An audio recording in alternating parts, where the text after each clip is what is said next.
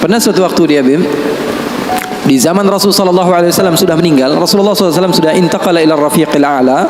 Bahasa meninggal sepertinya kurang pas buat Rasulullah SAW.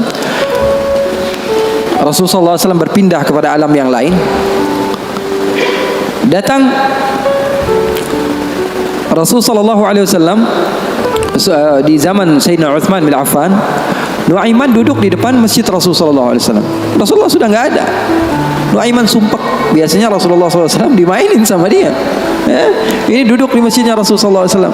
Nggak ada kerjaan dia. Dia ambil batu, dia lempar, ngeliatin orang yang bolak balik sana. Kalau kata orang Malaysia, pusing sana, pusing sini, balik sana, balik sini. Nuaiman melihat ada orang yang buta, orang yang nggak bisa melihat, megang tongkat. Jalan, dia pusing sana, pusing sini, balik sana, balik sini. Nuaiman, saya lagi sumpek, ini orang bikin tambah sumpek. Dipanggil sama Nuaiman, hei buta, kemari kamu. Ini Nuaiman gak bisa ngelihat orang kecuali dikerjain. Itu Nuaiman, gak bisa ngelihat orang kecuali kerjain. Tapi dia dicintai oleh Allah. Susah kan kalau Allah udah cinta. Makanya cari cinta Allah, bukan cari surganya Allah. Cari ridha Allah, jangan cari surganya Allah.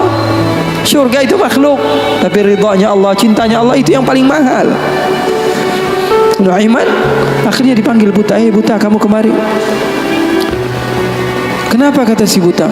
Saya ini pusing, saya lagi sumpek, ngelihat kamu tambah sumpek, kata Nuaiman. Saya ini bukan mau bikin sumpek orang, kata si buta. Lalu apa yang kamu ingin lakukan? Saya ini dari tadi cari toilet, saya kebelet, kata si buta.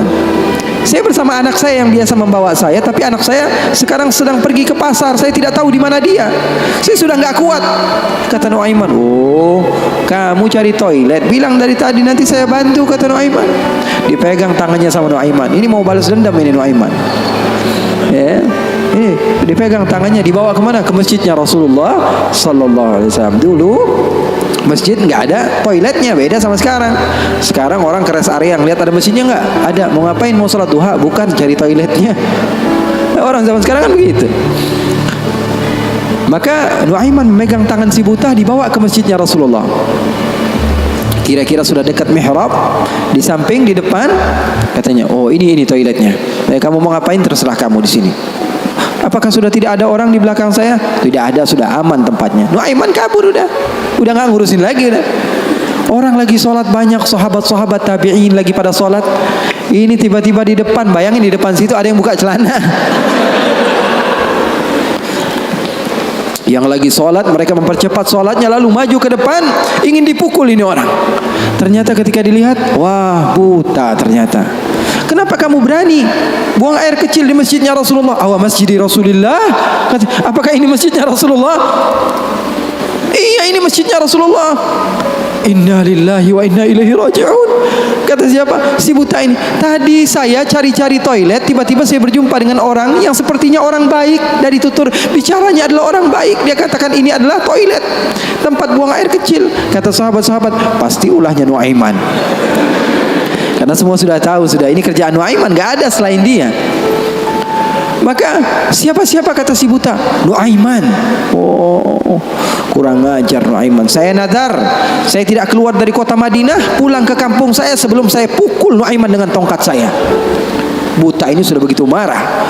Akhirnya dia keluar dari masjid, dia cari-cari. Dia pusing sana, pusing sini, lari sana, lari sini.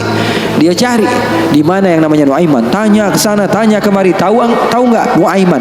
Oh, Nuaiman kalau dicari nggak bakalan ketemu. Sebagainya. Tiba-tiba dia sudah capek, ini si buta. Nuaiman datang. Nuaiman tanya, nakar sautu. Dia rubah suaranya. Buta, lagi ngapain sendirian di sini? Dia bilang, saya lagi sumpek ini. Sumpek kenapa? Saya ditipu sama orang. Siapa namanya? Nuaiman. Terus kamu mau ngapain sekarang? Saya mau balas dendam. Oh, sini saya antar kamu kepada Nuaiman. Padahal yang ngomong siapa? Nuaiman. Ini bukan cerita-cerita saya yang bikin loh, bukan. Ada riwayatnya. Maka Nuaiman memegang tangan si buta, dibawa lagi kemana? Dia bohongi, dia tipu. Dia ajak keliling-keliling dulu, seakan-akan tempatnya sudah jauh. Selepas itu dia bawa ke masjidnya lagi. Dibawa lagi ke masjidnya Rasulullah SAW. didekatkan kepada mihrab. Ketika itu Khalifatul Rasulullah Sayyiduna Uthman bin Affan Amirul Mukminin sedang salat. Sayyidina Uthman, jangan kalian tanya khusyuknya di dalam salat. Bahkan beliau terbunuh ketika sedang membaca Al-Quran, zikir kepada Allah Subhanahu wa taala. Dibawa oleh Nuaiman si buta dengan tongkatnya, disuruh pegang-pegang di mihrab. Ada orang enggak? Ada. Itu tuh Nuaiman itu, dia pura-pura soleh, itu dia habis nipu kamu, dia pura-pura sholat katanya. Oh, ini Nuaiman. Iya. Akhirnya Nuaiman pergi. Nuaimannya pergi. Buta ambil apa? Tongkatnya, dia pukul Sayyidina Uthman bin Affan. Sekencang-kencangnya dari belakang orang-orang, para sahabat, para tabi'in, mereka teriak, "Qutila Amirul Mukminin." Ada musuh yang mau bunuh Amirul Mukminin. Semua menyerbu. Ternyata dia lagi. Baru sekitar setengah jam yang lalu dia buang air kecil di sini.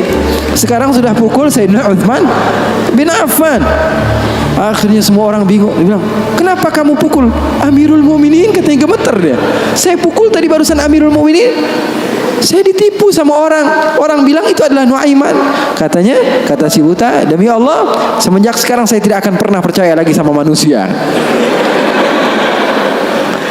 Jadi hal-hal yang seperti itu ada. Bahkan di zaman Rasulullah sallallahu alaihi wasallam diriwayatkan beberapa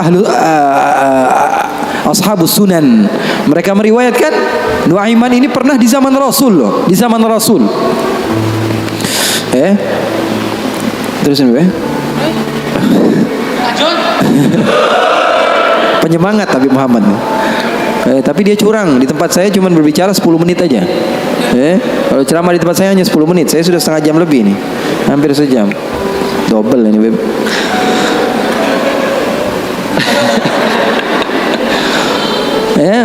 Nuaiman di zaman Rasulullah sallallahu alaihi wasallam, Sayyidina Abu Bakar ini banyak rihlah, banyak pergi kemana-mana, pergi ke Syam untuk berdagang, berbisnis. Suatu saat Sayyidina Abu Bakar datang ke Rasulullah mengatakan, "Ya Rasulullah, saya mau izin." "Izin apa wahai Abu Bakar?" "Saya mau ajak Nuaiman ini ikut saya berbisnis ke negeri Syam, ke luar negeri ini, bikin paspor Nuaiman. Keren, ke daerah lain, ke Syam." Kata Rasulullah, "Ya sudah, bawa saja Nuaiman, enggak apa-apa." Sahabat Nabi izin dulu sama Rasulullah. Dibawa Nuaiman. Dibawa Nuaiman bersama beberapa orang yang ikut. Biasa Sayyidina Abu Bakar kalau berbisnis, berdagang ke negeri Syam, dia bawa rombongan yang banyak. Di antaranya tadi Nuaiman. Nuaiman dibawa. Sesampainya di negeri Syam, semua dibagi tugasnya oleh Sayyidina Abu Bakar. Kamu berdagang, kamu membeli, fulan bin fulan, semuanya mendapat apa? Tugas dari Sayyidina Abu Bakar. Ada seseorang di antara sahabat Sayyidina Abu Bakar, namanya Huwaitib. Namanya siapa? Huwaitib. Ini orangnya polos. Orangnya polos banget. Kata Sayyidina Abu Bakar, "Kamu seperti biasa wahai Huwaitib. Apa kerjaan kamu?" "Pekerjaan kamu jaga makanan. Kalau saya minta makan, kamu kasih. Kalau saya belum datang, maka jangan beri makanan." Nuaiman tanya, "Saya kerjaannya apa wahai Abu Bakar?" "Kamu mau ngapain terserah kamu wahai Nuaiman. Yang penting kamu hadir bersama-sama." Rasulullah SAW dan sahabatnya itu manhaj mereka, nggak melulu serius aja. Kalau kalian dapatkan guru-guru kalian mengajak sedikit bercanda kepada kalian atau berlaku asik kepada kalian, itu manhaj Rasulullah SAW di dalam menggapai hati seseorang sehingga dia mau untuk mendekati agama Islam. Ini enggak, dikit-dikit matanya melotot, melihat ke kanan bilang sesat, melihat ke kiri dibilang sesat, ini orang salah, ini orang enggak betul, ini orang enggak baik. Enggak, Rasulullah enggak begitu. Rasulullah SAW penuh dengan kebijakan. Enggak juga Rasulullah SAW ngegampangin. Wah, ini boleh, yang ini boleh, yang ini boleh, semuanya boleh. Enggak juga, ada batas-batasannya. Makanya kalian beruntung di dalam satu manhaj, la ifrat wa la tafrid. Enggak berlebih-lebihan, enggak kekurang-kurangan. Maka Nuaiman bertanya kepada Sayyidina Abu Bakar, "Kerjaan saya apa?" "Pekerjaan kamu terserah, mau ngapain aja." Sayyidina Abu Bakar pergi berbisnis. Nuaiman enggak ada kerjaan, akhirnya lapar. Dia datang kepada Huwaitib, mengatakan kepada dia, "Tib, saya sudah lapar nih. Saya pengen makan nih. Berikan kepada saya makanan." Kata Huwaitib, dia mengatakan, wahai Nuaiman, sekarang belum waktunya makan, kita tunggu Abu Bakar sekitar sejam 2 jam lagi dia datang, baru saya akan berikan makan. Ini kan amanat dari Sayyidina Abu Bakar, sahabat Nabi, ini orangnya polos banget ini, sahabatnya Sayyidina Abu Bakar. Akhirnya Nuaiman bilang, saya sudah lapar, saya nggak bakalan kuat nunggu Abu Bakar. Ini orangnya aneh, yang ini orangnya polos. Yang satu bilang, wah enggak, saya takut dibilang enggak amanah. Oh, kamu berani melawan saya, kata Nuaiman. Lalu melunak ini Huwaitib, dia bilang, tolonglah Nuaiman, jangan jahat sama saya. Kalau Rasulullah saja bisa kamu kerjain, apalagi saya. Tolonglah, katanya, jangan macam-macam. Kata Nuaiman, kamu berikan makanan, kalau tidak saya bikin masalah sama kamu. Ngancam Nuaiman. Akhirnya dia mengatakan, waduh gimana ini amanat dari Abu Bakar. Ya sudah, terserah kamu, yang terpenting saya tidak akan berikan makanan sehingga Abu Bakar datang. Kamu mau ngapain terserah kamu. Akhirnya Nuaiman bilang, wah nantang saya, kata Nuaiman. Apa yang dilakukan Nuaiman? Nuaiman pergi ke pasar. Dia cari tempat penjualan hamba sahaya. Dia lihat, wah ini hamba sahaya jual, berapa harganya? 300 dirham. Yang ini berapa? 300 dirham. Yang ini berapa? 300 dirham. Wah, dia bilang, mahal-mahal ya hamba sahaya di sini, kata. Loh, memangnya kenapa? Saya punya hamba sahaya, saya mau jual 100 dirham saja, kata. Apa kata Nuaiman? Saya punya hamba sahaya, saya mau jual 100 dirham saja. Wah, murah sekali hamba sahaya kamu. Iya, cuma dia punya kekurangan. Kekurangannya apa? Kalau kalian tangkap, dia bakalan bilang, saya bukan hamba sahaya, saya orang bebas. Saya bukan hamba saya orang bebas. Wah, kata orang-orang, saya mah nggak perlu sama bacotnya, yang penting kerjanya. Dia mau ngomong apa terserah, yang terpenting dia mau kerja. Oh, kalau begitu deal, saya jual hamba sahaya saya, dapat uang 100 dirham nih, uang yang banyak. Kemudian didatangi Huwaitib, kemudian dikatakan, wah itu hamba sahaya saya. Ditangkaplah Huwaitib. Teriak-teriak dia, saya bukan hamba sahaya, saya orang merdeka. Kata yang beli, kami udah tahu ini kekurangan kamu. Nuaiman tuh cerdasnya, pinter otaknya. Akhirnya dibawalah ini orang ke pasar dan dijual di pasar. Itu sahabat Nabi padahal dimainkan sama Nuaiman. Nuaiman ambil uangnya, dia beli makanan, beli baju, belanja dia, shopping akhirnya. Dia beli peralatan segala macam, dia pulang akhirnya. Sayyidina Abu Bakar tanya, mana ini Huwaitib, katanya. Mana kok nggak ngasih makanan sama sekali? Di mana dia pergi? Kata Nuaiman, udah aneh jual. Jujur lagi dia, udah. Di mana ente jual? Salah sendiri, katanya. Saya minta makan nggak dikasih makan, akhirnya jual. Ketawa Sayyidina Abu Bakar. Di mana kamu jual? Ayo kita pergi ke dia. Dicari di pasar, ternyata Huwaitib masih berada di satu tempat, di situ dia dijual. Untung belum dibeli orang itu. Berapa kalau udah dibeli orang lain kan? Sayyidina Abu Bakar bilang, ini berapa harganya? 300 dirham. Dibayar sama Sayyidina Abu Bakar langsung. Dibayar sama Sayyidina Abu Bakar. Akhirnya dibawa pulang ke kota Madinah. Sayyidina Abu Bakar menceritakannya kepada Rasulullah SAW.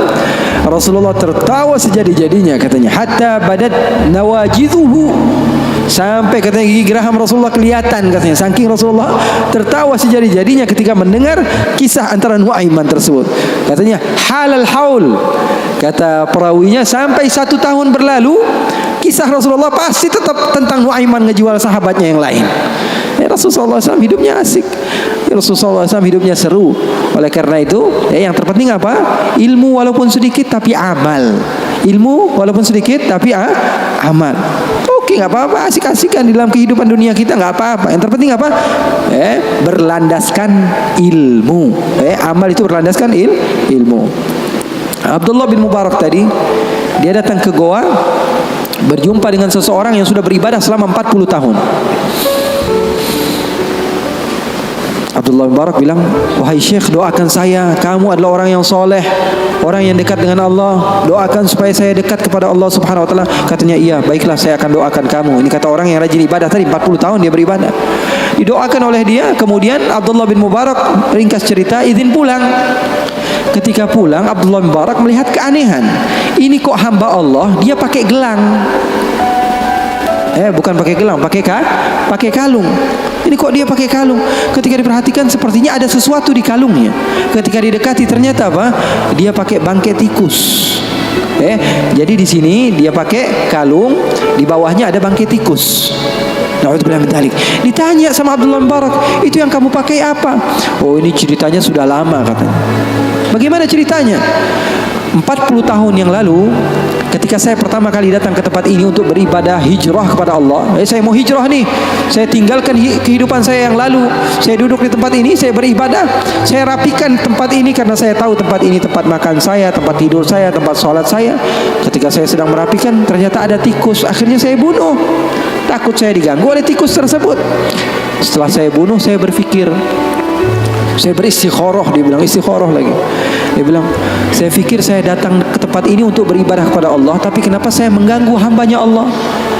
Maka setelah itu saya bernadar, saya tidak akan sholat kecuali membawa dia. Dia bilang, saya tidak akan sholat kecuali membawa dia.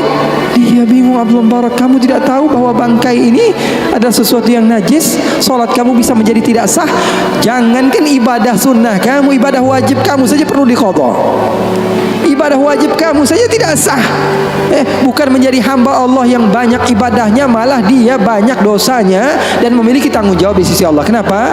Alasannya karena nggak punya ilmu. Mau banyak-banyak hasil tapi ilmu nggak ada. Itu namanya PA. Tahu nggak? Mau banyak hasil tapi ilmunya nggak ada. Banyak kerjanya tapi bukan berlandaskan ilmu, maka hasilnya juga kosong. Oleh karena itu pesan saya, kalau kumpul-kumpul sama habaib, sama ustadz-ustadz, sama siapapun orang-orang yang memiliki ilmu, ambil walaupun sedikit daripada ilmunya, amalkan itu saja dulu. Ya, nanti jangan terlalu banyak pengennya begini, pengennya begitu, pengennya langsung jadi wali, ya jangan. Mencontoh gurunya ketika gurunya sudah jadi, itu kesalahan besar. Tuh catat. Mencontoh guru ketika guru sudah jadi, itu kesalahan besar. Mencontoh guru itu ketika dia belajar, ketika dia berusaha. Nggak ada orang yang alim, orang yang sukses kecuali dulunya dia susah. Ini mau nyontoh yang udah kerennya doang, gaya berjalannya, pengen mobilnya sama, handphonenya sama, semuanya pengen sama, penampilannya pengen sama. Nanti dulu. Kalau kamu di masa hijrah, kamu contoh ketika guru kamu sedang berusaha, dan insya Allah itu manfaat bagi kita semua. Waktu kita masih ada beberapa menit, insya Allah untuk doa, untuk Habib Muhammad doa.